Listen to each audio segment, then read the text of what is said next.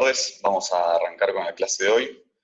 Hoy vamos a estar hablando de inmunoterapia en cáncer de vejiga. Bueno, para empezar vamos a arrancar con unas pequeñas definiciones. Cuando hacemos referencia a inmunoterapia, hablamos de todo tipo de tratamiento que se realice mediante la modulación del sistema inmune, ya sea su activación o su supresión. Acá tenemos básicamente dos tipos de terapias: las terapias de supresión, que lo que buscan es reducir o suprimir la respuesta inmune, y las terapias de activación. Si nos acordamos un poquito de las clases de inmunología de la facultad, nos acordamos que en la respuesta inmune tiene varios checkpoints, lugares que lo que buscan es modular la respuesta inmune para evitar una respuesta inmune exagerada, como es lo que ocurre, por ejemplo, en las enfermedades autoinmunes. Entonces, las terapias de activación lo que buscan es unirse a estas proteínas que regulan la respuesta inmune para lograr amplificar la respuesta. La primera vez que escuché que se utilizaba BCG para el tratamiento de vejiga fue algo que la verdad me llamó mucho la atención. ¿Cómo fue que alguien hizo la conexión entre la BCG y el tratamiento del cáncer de vejiga? Entonces leí un poquito la historia y se las quiero compartir. Esto empezó en el año 29 con Pearl, que era un patólogo americano, que él empezaba a ver que en las autopsias de sus pacientes que habían tenido tuberculosis o que tenían lesiones pulmonares compatibles con tuberculosis, había una menor tasa de neoplasias. Esto después llevó a que se hagan bastantes experimentos y demás, y en el año 59, 30 años después, estos tres médicos, Lloyd, que fue el que se denomina ahora el padre de la inmunoterapia, un americano que fue el padre de la inmunoterapia, Baruch Ben-Arresaf, que según el nombre no parece, pero fue un médico venezolano, ganador del premio Nobel por sus descubrimientos en inmunología, y Donald Clark, demostraron que la BCG inhibía el crecimiento tumoral en ratones. Esto fue muy revolucionario y llevó a muchos experimentos. Se empezó a utilizar para el cáncer gástrico, se empezó a utilizar para el melanoma, se hacía inyecciones en lesiones del melanoma, se veía que disminuía el tamaño, que había disminución en la recurrencia. Y esto llevó en el año 76 a Morales a publicar este paper, que fue uno de los papers más importantes. En los 70 más o menos empezaban a hacer los tratamientos intravesicales para el cáncer de vejiga, veían que era una buena vía para hacer el tratamiento, veían que el camino iba por este lado, y Morales lo que hizo fue agarrar 9 pacientes que tenían alta tasa de recurrencia en el cáncer de vejiga, y les hacía instilaciones semanales. Agarró 120 miligramos de BCG, los diluía en 50 centímetros de solución fisiológica, les hacía una instilación semanal durante 6 semanas. Dejó pasar después entre 4 a 6 semanas, y les hacía una citoscopía de control. En la citoscopía de control ya veía que había zonas de necrosis, donde había antes tumor había zonas de necrosis, como que le daba la pauta de que la BCG estaba actuando, y después vio que había una disminución en la recurrencia. Esto fue un paper muy importante, muy revolucionario, llevó después a mucha investigación, y muchos años después, en el año 90, finalmente fue aprobada por la FDA para el uso en cáncer de vejiga de la BCG. Acá les puse una pequeña línea de tiempo, me pareció muy interesante ver cómo fue evolucionando. En el 90 se aprobó la BCG, y después cómo fue evolucionando el tratamiento no quirúrgico del cáncer de vejiga. Podemos ver que acá en los 80 estaba el tratamiento, el famoso MVAC, la quimioterapia con metotrexate, vinblastina, doxorubicina y cisplatina, o el CMV. Después, para el tratamiento de los tumores, eran tratamientos paliativos de los tumores. Después, en el año 2000, empezaron los tratamientos con carboplatina y gemcitabina. Empezaron a usarse también como tratamientos adyuvantes, más recientemente como tratamientos neoadyuvantes. Pero si vemos bien, hay un gran periodo de tiempo en el cual el tratamiento farmacológico para el cáncer de vejiga, la verdad, no tuvo grandes descubrimientos o grandes avances. Hasta que finalmente, en el año 2015, empezó lo que es el boom de la inmunoterapia. La primera droga en ser aprobada por la FDA fue la tesolizumab. Después siguió el nivolumab, el pembrolizumab, el avelumab y el durvalumab.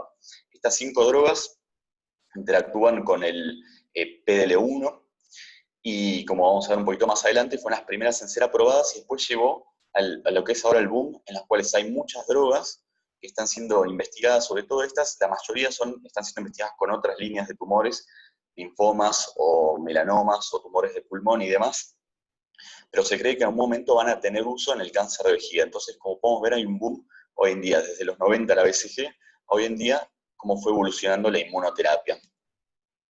¿Cuáles son las bases biológicas para este tipo de tratamientos? Bueno, lo que se vio es que los tumores de vejiga son muy inmunogénicos desde fases tempranas.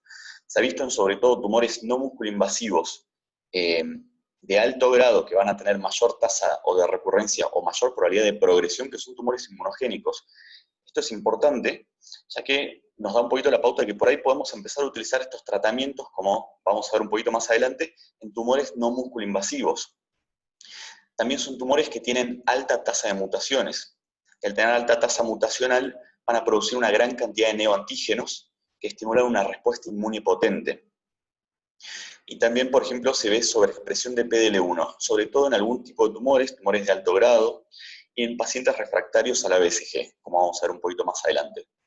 Entonces tenemos bases biológicas que explican un poquito el porqué de estos tratamientos, y también hay una base clínica muy importante que son 30 años de experiencia con la BCG y muy buenas respuestas.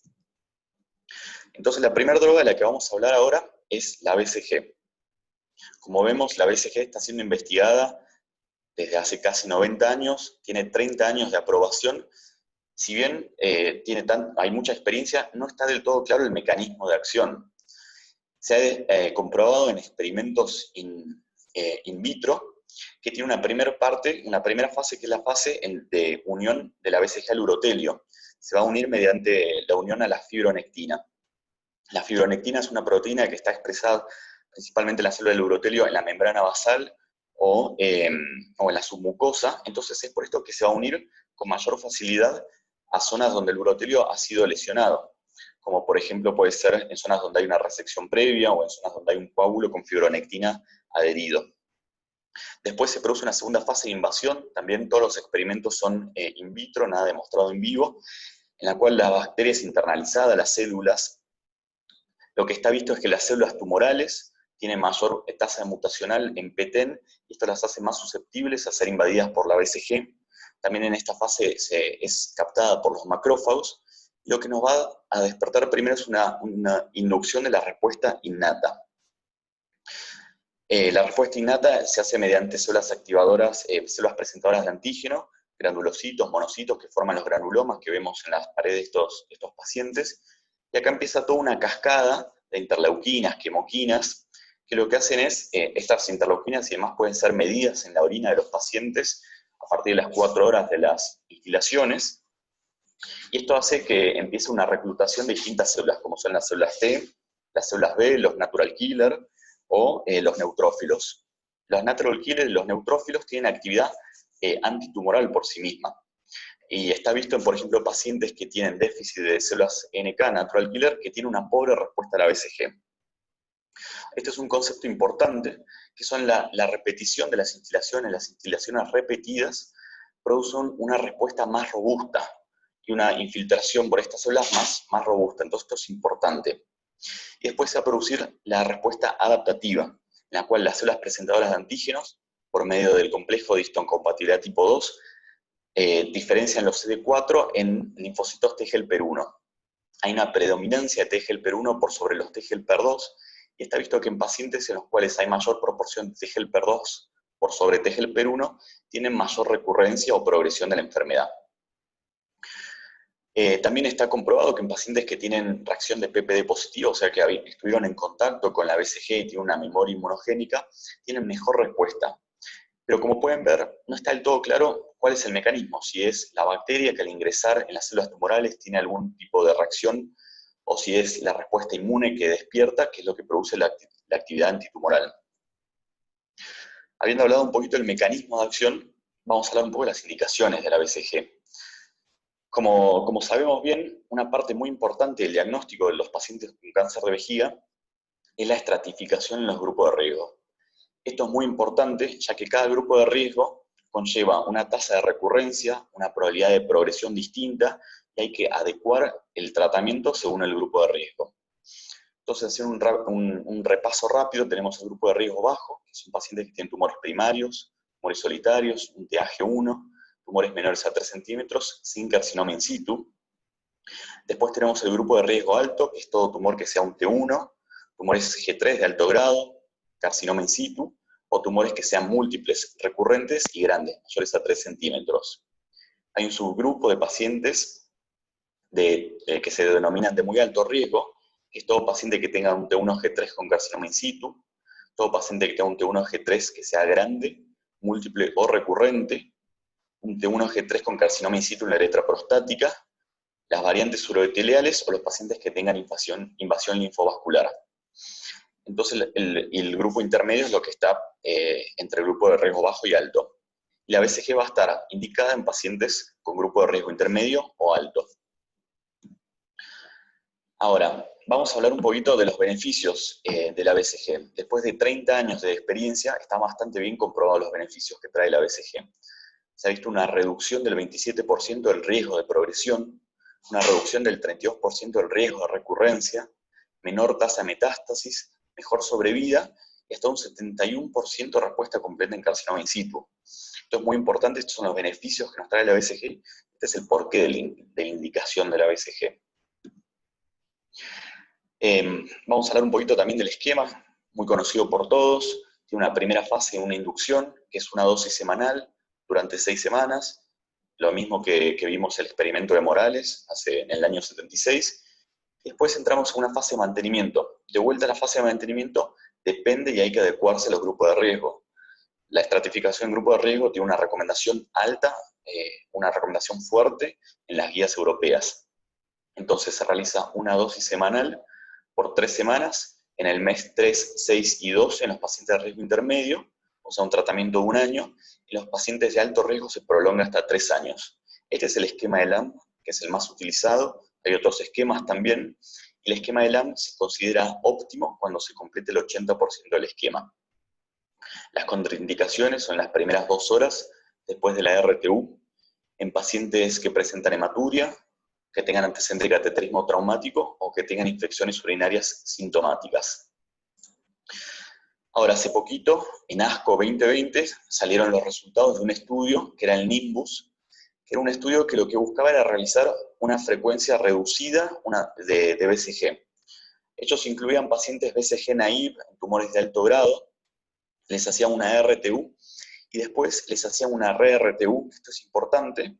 Hasta el 90% de los pacientes se les hizo una re-RTU, y si bien no viene un poquito al caso, pero se ve una disminución en la recurrencia, un poquito a favor de la re-RTU, pero bueno, y estos pacientes los randomizaban. Un grupo tenían el esquema habitual que hacemos con la inducción durante 6 semanas y después el mantenimiento, y a otros se les hacía una frecuencia reducida. Se hacía una inducción con instilaciones de la semana 1, 2 y 6, y después la fase de mantenimiento. Un total de 9 instilaciones. El endpoint primario era el tiempo de recurrencia. Cuando salieron los resultados parciales de este trabajo, en estas curvas de Kaplan-Meier, a tiempo de recurrencia, se ve una diferencia significativa, una mayor tasa de recurrencia en los pacientes que se hacía el esquema reducido. Entonces, este experimento, este trabajo se suspendió prematuramente y los pacientes se les recomendó hacer la dosis completa. Entonces, un poquito apoya la evidencia de que hay que hacer la dosis completa de BCG. Ahora, si bien trae muchos beneficios la BCG, hay hasta un 30% de pacientes que falla, que tiene un fallo en la BCG. Y hasta incluso un 50% de estos pacientes va a fallar entre los primeros 6 meses. Hay un 70% de pacientes que presenta efectos adversos, por lo general son leves, son los que conocemos bien, de irritación vesical, pero hay un pequeño porcentaje de pacientes que presentan efectos adversos severos y tienen que discontinuar el tratamiento, hasta un 9% de pacientes. Y en Europa se ha visto que hasta un 39% de los pacientes no llega a completar el año de tratamiento. Ahora, ¿qué pasa con ese 30% de pacientes que fallan a la BCG? Bueno, los podemos clasificar en principalmente 4 grupos. Lo que se denomina BCG refractarios, que son pacientes que presentan un tumor T1 de alto grado a los 3 meses de tratamiento, o un tumor TA de alto grado a los 3 o 6, o luego de la inducción o primer ciclo de mantenimiento, que presentan carcinoma in situ a los 3 meses y persisten luego de una reinducción, o presenta una recaída de alto grado durante el mantenimiento. Estos son BCG refractarios. Después también están lo que se denominan los BCG relapse o recaídas, que es una recurrencia de alto grado luego de mantenimiento a pesar de haber obtenido una respuesta inicial. también se denominan recaída tardía. Y están los que se denominan no respondedores a la BCG, que presentan un tumor T1 o un TA de alto grado a los 6 meses de haber completado el tratamiento, o carcinoma in situ a los 12 meses de haber completado el tratamiento.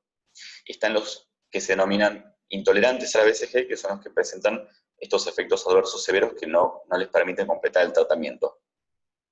Entonces, ¿qué pasa con estos pacientes? ¿Qué opciones de tratamiento hay hasta ahora con estos pacientes? Bueno, la guía europea, para los que no responden a la BCG, por ahora la única indicación fuerte es la cistectomía radical. Todo tipo de terapias de preservación de la vejiga tienen indicaciones débiles. Lo mismo para los que presentan una recaída, el relapse tardío. La recomendación fuerte es de cistectomía, o en algunos pacientes se puede repetir y hacer una nueva dosis de BCG. Pero como podemos ver, a los pacientes que fallan a la BCG, por ahora el único tratamiento es el quirúrgico. Bueno, es justamente acá donde la inmunoterapia está teniendo un rol muy importante. Es en estos pacientes que no responden a la BCG y tienen un tumor no músculo-invasivo. Como charlamos un poquito al principio, en estos pacientes se ha visto una alta tasa de expresión de PDL1. Y incluso se ha visto una correlación entre el PDL1 y el grado tumoral y el estadio tumoral, ¿sí? Es por esto que se están probando distintos fármacos anti-PDL1 en estos pacientes. Actualmente, por ejemplo, hay un trabajo que es el Keynote 057, que es un fase 4, en el cual están estudiando el pembrolizumab en pacientes con tumores de alto grado, BCG no respondedores, y ya hay resultados iniciales en una tasa de respuesta de hasta el 36,5%. También hay trabajos con atezolizumab, hay un trabajo muy interesante del durvalumab junto con radioterapia, todavía no hay resultados de estos trabajos. Y también incluso hay un trabajo también interesante que es el POTOMAC, en el cual se está probando durvalumab en pacientes BCG naive. Están agarrando dos grupos de pacientes, un paciente le dan durvalumab con BCG y otros únicamente BCG. Pero lo que tiene la inmunoterapia, que es una ventaja importante, es que hay muchas vías por donde se pueden atacar estos pacientes. Entonces, no solo el axis PD1, PDL1, hay otros como por ejemplo lo que son los inhibidores de IDO1. IDO1 es una enzima que cataboliza aminoácidos y produce quineurina. Y se ha visto que es muy importante, tiene una alta expresión tumoral y es muy importante para la evasión de la respuesta inmune que tienen los tumores. Está expresada predominantemente en tumores poco diferenciados y muy agresivos. Y también tendría algún tipo de interacción con el axis PD1-PDL1, por eso hay un trial junto al pembrolizumab, en los cuales en pacientes con tumores avanzados se ve una tasa de respuesta hasta el 35%. También hay otros estudios sobre transferencia de genes virales, en los que lo que hacen es agarrar un virus con un gen oncolítico que va a tener una acción citotóxica. Se hacen instilaciones, son genes con alta tasa de replicación en las células de la vejiga y tienen predominancia por células que tengan defecto en la proteína del retinoblastoma. Y hay un trabajo en el que se está probando esta droga, en la cual se ve una tasa de respuesta del 48% en pacientes refractarios a la BCG y 19% en pacientes que presentan una recaída de la BCG. Entonces esto es lo interesante de la inmunoterapia, que nos permite realizar distintos approaches secuenciales o incluso combinados, ya que hay distintos mecanismos de acción para cada droga y cada fármaco. Vamos a hablar un poquito ahora de las drogas que han sido aprobadas, estos 5 fármacos anti-PDL1 que han sido aprobados. Primero vamos a hacer un pequeño repaso de qué es el PD1 y qué es el PDL1 y cómo funciona. Muy brevemente, el PD1 es una proteína transmembrana que está expresada en las células T activadas, que es necesaria para la terminación de la respuesta inmune. El PDL1, en cambio, es el ligando que se va a expresar normalmente en las células presentadoras de antígeno, y al producirse esta interacción, lo que hace es suprimir la actividad citotóxica de las células T y también la diferenciación y la proliferación de los linfocitos CD8. Los tumores, como se ha visto en el tumor de vejiga y en algunos otros, aprovechan esta maquinaria de las células Lo que hacen es, producen un upregulation en las células tumorales de PDL1 para terminar de esta manera la respuesta inmunológica contra las células tumorales, e incluso inducen y promueven a las células del microambiente tumoral a expresar PDL1. Con los fármacos anti-PDL1, lo que se busca es bloquear esta interacción y reactivar la respuesta antitumoral mediada por células T. Acá un poquito el diagrama parecido al que teníamos anteriormente, pero vamos a ver las 5 drogas que vamos a charlar un poquito, dónde actúa cada una. El nivolumab y el pembrolizumab son anti-PD1, y la atezolizumab, avelumab y durvalumab anti-PDL1. Están ordenadas un poquito según cronológicamente cómo fueron aprobadas por la FDA. El atezolizumab fue la primera droga en ser aprobada. Es un anticuerpo monoclonal anti-PDL1. El primer estudio que se hizo fue el INVIGOR 210, un estudio fase 2, que contaba con 310 pacientes, 2 cohortes en las cuales había pacientes naivos a tratamientos porque no podían recibir o estaban unfit para recibir quimioterapia, pacientes que habían recibido un tratamiento previo. En los pacientes que habían recibido tratamiento previo se ve una tasa de respuesta para todos los pacientes del 14.8% y 26% en el subgrupo de pacientes que tenían una alta expresión de PDL1.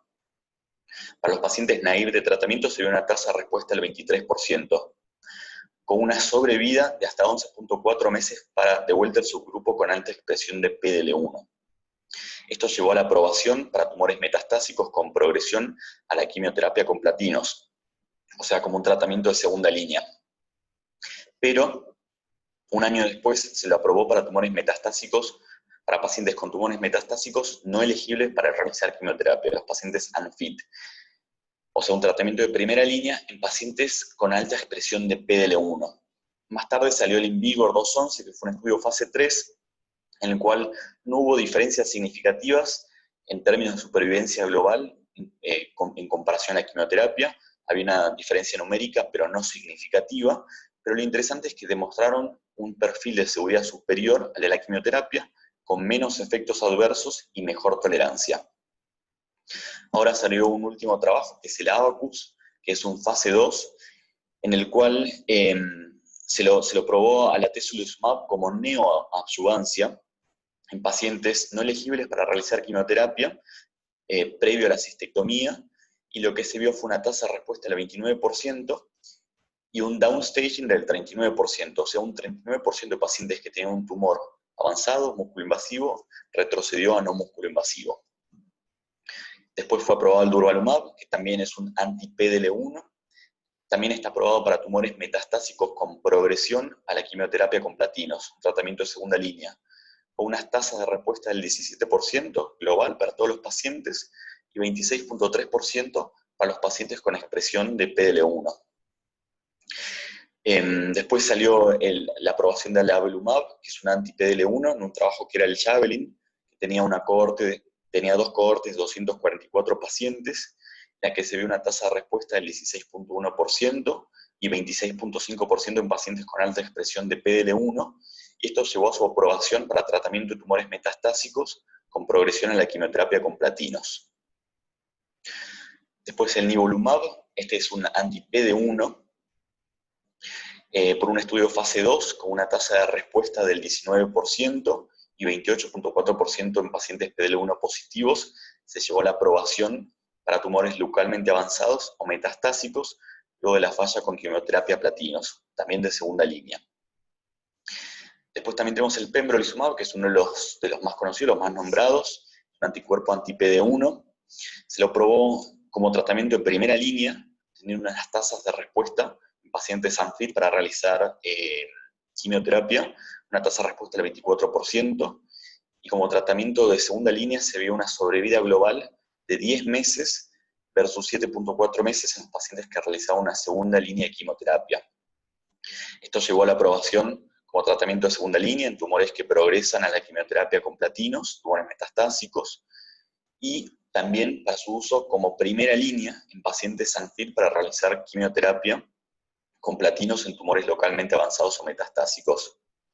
Actualmente hay un estudio que es un ongoing, que es el PURE-01, en el cual se está estudiando el pembrolizumab como neoadjuvancia. Esta es otra droga que me pareció interesante también mencionar, que es el enfortumab vedotin, que es un anticuerpo que va por otra vía, es un anticuerpo antinectina 4, esta es una proteína que se expresa en las células tumorales, tiene una alta expresión en los tumores de urotelio, y tiene una tasa de respuesta del 44%. Tiene una indicación para tumores localmente avanzados o metastásicos en pacientes que recibieron tratamiento previo con platinos o que ya también recibieron tratamiento previo con inhibidores del PDL1. De vuelta, esto es lo interesante de la inmunoterapia, al haber muchas vías de señalización, hay distintos lugares por donde atacar a los tumores. ¿Cuáles son un poquito las limitaciones de estas drogas? Una limitación importante es que el efecto a largo plazo de estas modulaciones que hacemos del sistema inmune no está del todo conocido. Otra limitación muy importante, sobre todo en nuestro medio, es el precio. El atezolizumab por cada vial en Argentina cuesta 488.000 pesos, el pembrolizumab 325.000 pesos. Entonces, el precio de estas drogas es una limitante para nuestro medio. Y también hay un desconocimiento de factores que predigan una respuesta. ¿Qué quiere decir esto? Todavía no se sabe qué pacientes van a responder bien o mejor con este tipo de drogas, y no hay marcadores tampoco, y es algo en lo cual se está investigando. Acá un pequeño resumen más o menos para no marearnos tanto sobre cada una de las drogas, la acción que tiene y la indicación. Importante, el atezolizumab y el pembrolizumab pueden ser utilizados o son indicados como tratamiento de primera línea. También, a modo de un pequeño resumen, siempre me gusta ver un poquito qué dicen las guías, y acá podemos ver la guía europea, la indicación en tratamientos, como vimos, pacientes inelegibles al tratamiento con platino, pacientes unfit, ofrecer el pembrolizumab o atezolizumab en pacientes PDL1 positivos tiene una recomendación fuerte. Como segunda línea de tratamiento, incluso por sobre el carboplatino. Y como segunda línea de tratamiento, el pembrolizumab también tiene en pacientes que progresaron durante o después de la quimioterapia, es una recomendación fuerte. Como para terminar, como podemos ver, la inmunoterapia juega un papel cada vez más importante en el tratamiento del cáncer de vejiga, y como vimos bien, en tumores, no necesariamente en pacientes avanzados o con tumores metastásicos, sino cada vez va a jugar un rol más en los pacientes con tumores no musculoinvasivos. Es por esto que me gustaría decir que si bien es un tratamiento multidisciplinario, nosotros tenemos que formar una parte activa conociendo estas drogas, conociendo su indicación, su mecanismo de acción, y tener por lo menos una idea de los trabajos que están, los trials que están en circulación. Muchas gracias.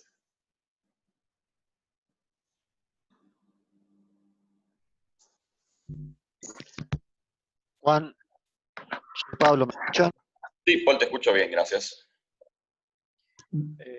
Gracias por la charla, Juan. Tengo una pregunta que no me quedó claro, por ahí lo que es una burrada y disculpas. A ver si entendí bien. ¿Podemos usar estos inmunomoduladores, esta inmunoterapia, en lo que no responden a la BCG, aunque no tenga metástasis y no sea músculo invasivo? ¿Entendí bien? Sí, sí. ¿Puedo aportar? Sí, Juan. Sí, dale, Mati, dale. Sí. Buenas tardes a todos. Una cosita, está excelente la charla, después si te la puedo robar mejor, me la prestás, que está buenísima. Esto son protocolos, lamentablemente no pudimos entrar en el de Pembro, pero son protocolos que aquellos pacientes que no son, como dijo, viste la técnica de la técnica de la 3R, refractario, en realidad son 3 R's y una I, viste que ahí lo puso Juancito, las 3 posibilidades de falla a la BCG.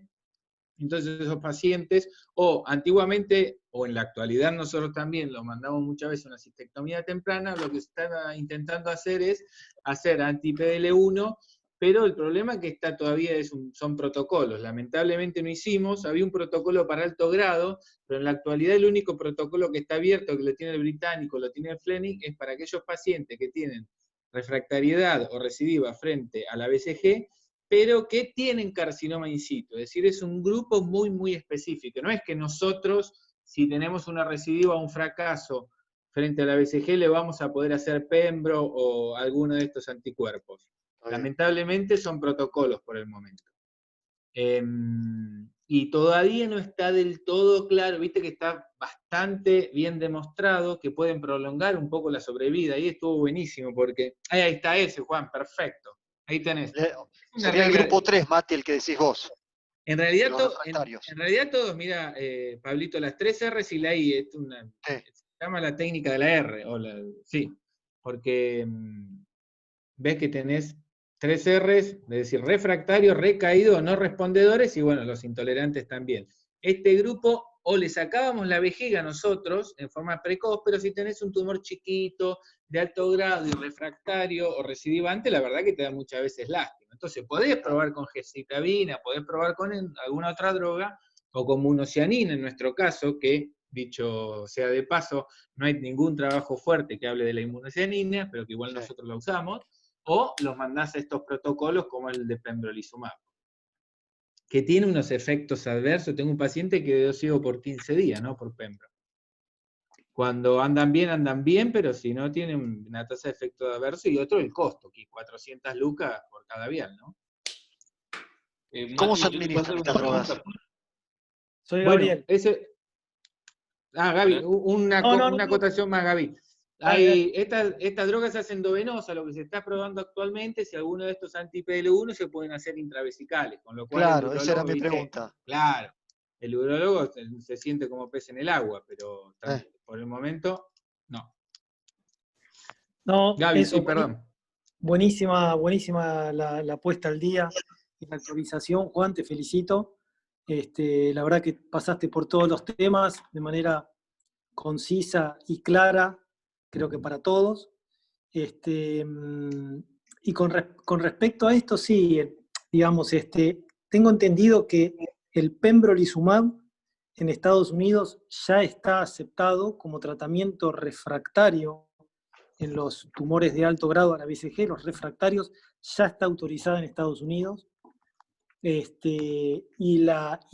en primera línea en cánceres metastásicos, refractarios, metastásicos y refractarios, o no refractarios, perdón. Claro, metastásico, como primera línea metastásico. Como primera línea, exactamente. Acá en Argentina todavía no. Acá en Argentina se usa solo en los que no son aptos o en los que ya son refractarios al tratamiento tradicional con platino y gemcitabina, pero en Estados Unidos ya lo están usando endovenoso como primera línea. O sea, los oncólogos han ganado indudablemente mucho terreno en esto. Está perfecto, nosotros tenemos que conocer y saber el manejo y tenemos que tener una buena relación con los oncólogos porque vamos a tener que interactuar mucho más que antes. Lo que sí se van a venir, esto, digamos, no va a ser de tan rápida implementación, me parece a mí, en Argentina, un poco sobre todo por los costos que tiene esto, que ya lo hablaron, y es probable que sigan saliendo nuevas drogas, porque hace muy pocos años se estudió y se conoce el mapa genético del cáncer de vejiga, y eso es lo que da la oportunidad a los investigadores a buscar otras vías de tratamiento. Una de las que nombraste vos es la Stiladrim. Esa es una chance para nosotros, porque es un medicamento que se coloca endovesical, igual que los medicamentos que usamos habitualmente, así que esa sería para nosotros, pero también la otra limitante es que es un medicamento que se está usando en Estados Unidos en protocolos y es por ahora extremadamente caro, y también creo que va el transporte de eso refrigerado en menos 60 grados, o sea que bastante complejo también de utilizar. Pero no tengan duda que en los próximos 10 o 15 años va a cambiar el tratamiento del cáncer de vejiga. Eso no hay dudas. Por ahora lo manejamos muchos de estos refractarios artesanal, como decía Matías. No hay mucho escrito en las guías, depende del volumen tumoral en los que son refractarios, son la recaída o el tiempo en el cual se produce la recaída del tumor. Los que se producen más rápidamente, entre 3 y 6 meses, y tienen alta carga tumoral, bueno, yo creo que ni para inmunoterapia, yo creo que esos pacientes altamente se benefician con la cistectomía precoz. No obstante, todos estos marcadores, como hablaban recién, se van a empezar a pedir también en los tumores no músculo infiltrante para saber de antemano realmente qué paciente puede responder a estas terapias, a la BCG o a la inmunoterapia o lo que sea, porque se va a encontrar un nicho de pacientes que según los marcadores que tengan en la RTU inicial, sepamos de antemano que los pacientes no van a responder con nada y esos van a ser pacientes candidatos a cistectomía precoz.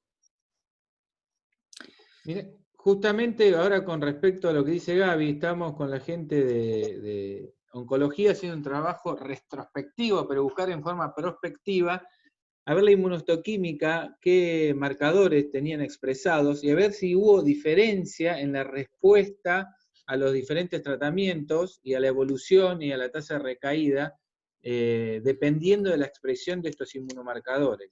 Así que, la verdad que creo que va a ser, como dice Gaby, el futuro. Bueno, ahora se están incluso usando como medio de transporte algunas bacterias que como tienen alta posibilidad de ingreso a diferentes tipos de células, utilizando las mismas bacterias como medio de transporte. Es decir, cada vez esto parece más un trabajo bioquímico más que un trabajo urológico, ¿no? De ahí la importancia, como dice Gaby, de trabajar en conjunto, en bloque con los oncólogos, que cada vez posiblemente tengan más un papel preponderante.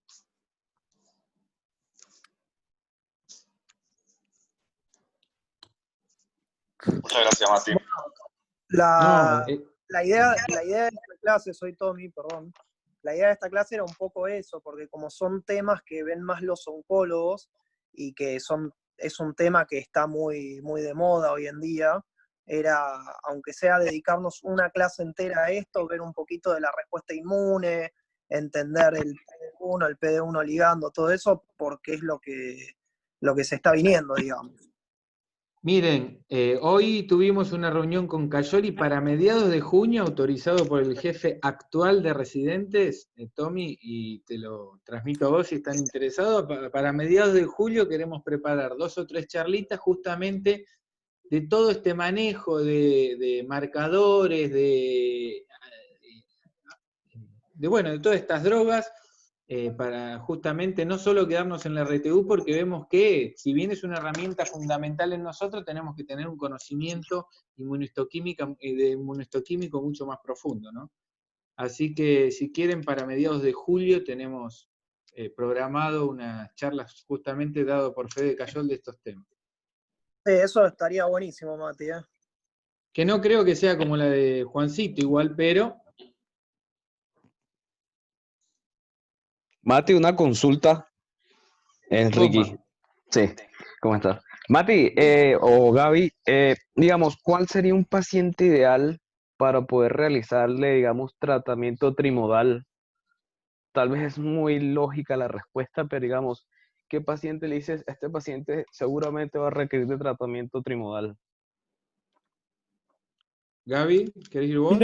Mira, nosotros somos pro cirugía, pero hay pacientes que indudablemente no quieren sacarse la vejiga, o sí, digamos, y hay un grupo de pacientes donde se benefician con la terapia trimodal, con resultados muy similares a largo plazo a la cistectomía. Pero son pacientes que tienen que estar muy seleccionados, son aquellos pacientes que tienen tumores unifocales, o sea, un solo tumor, menor a 3 centímetros, y por supuesto que no tenga metástasis. Esos tumores que vos los podés resecar completamente, endoscópicamente, aunque sea infiltrante, que son de 3 centímetros o no más de 3 centímetros, a largo plazo se vio que la terapia trimodal con quimio y radioterapia, conservando la vejiga, obviamente, tiene los mismos resultados que la cistectomía. Pero son solo ese grupo puntual de pacientes. Bueno. Gaby, que no tenga carcinoma in situ también. Que no tenga carcinoma in situ, claro. El carcinoma in situ es un factor de mal pronóstico y o que los tumores sean multifocales. O las variantes más atípicas. Es decir, tiene que ser, como dice Gaby, un tumor único, hasta 3 centímetros, localizado preferentemente en una zona por encima del nivel del trígono, único. Que sea infiltrante, perfecto, le haces una resección absolutamente completa y después le hacen radioterapia más quimioterapia. En el medio de la quimioterapia muchas veces nos piden hacer una rebiopsia para ver si el paciente tuvo una recidiva, mejor dicho, tiene una permanencia del tumor, bueno, el tratamiento no tiene sentido y habría que hacer una cistectomía. Dale, muchas gracias, Mati y Gaby.